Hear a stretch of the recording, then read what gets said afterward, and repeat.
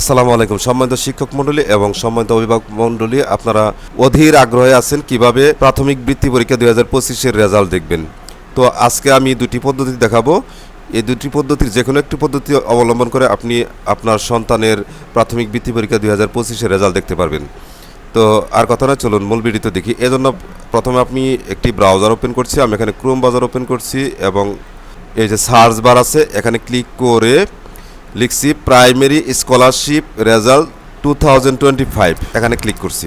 Click করার পর এখান থেকে স্ক্রল করে নিচে যাবেন, নিচে গিয়ে দেখবেন এখানে দেখতে পাচ্ছেন প্রাথমিক শিক্ষা অধিদপ্তরের যে ওয়েবসাইট প্রাথমিক বৃত্তি পরীক্ষা, এখানে ক্লিক করবেন।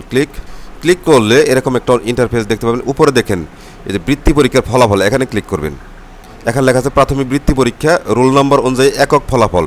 বৃত্তি পরীক্ষার রেজাল্ট প্রকাশ হলে এখানে আপনি রোল নাম্বার দিয়ে ফলাফলটা দেখতে পাবেন। এটা গেল একটি পদ্ধতি। আরেকটি পদ্ধতি আমি দেখাচ্ছি, দেখুন আমি এখান থেকে ব্যাক করছি, এখান থেকে স্ক্রল করে নিচে যাব। দেখুন এই যে একটা ওয়েবসাইট অল রেজাল্ট নেট, এই ওয়েবসাইটের মাধ্যমে আপনি দেখতে পাবেন। এখানে ক্লিক করছি, ক্লিক করার পর দেখুন এখান থেকে আপনি সিলেক্ট এক্সামিনেশন এই ড্রপডাউন মেনুতে ক্লিক করবেন। ক্লিক করে প্রাইমারি স্কলারশিপ এখানে সিলেক্ট করবেন। এরপর সিলেক্ট এডুকেশন বোর্ড এখানে ড্রপডাউন মেনুতে ক্লিক করবেন। ক্লিক করে আপনার বোর্ড সিলেক্ট করবেন। সিলেক্ট করার পর এখানে এন্টার রোল নাম্বার, এখানে রোল নাম্বারে ক্লিক করে আপনার রোল নাম্বার বসাবেন।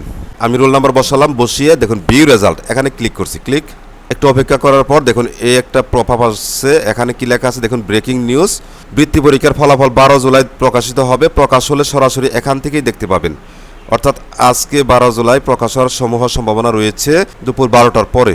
তো এভাবে আপনি আপনার সন্তানের প্রাথমিক বৃত্তি পরীক্ষার রেজাল্ট সহজেই দেখতে পাবেন। আশা করি বুঝতে পেরেছেন। ভিডিওটি যদি একটু হেল্পফুল হয়ে থাকে তাহলে অবশ্যই একটু সাবস্ক্রাইব করবেন। এই আশাবাদ ব্যক্ত করে আজকের মতো এখানেই শেষ করছি। আল্লাহ হাফেজ।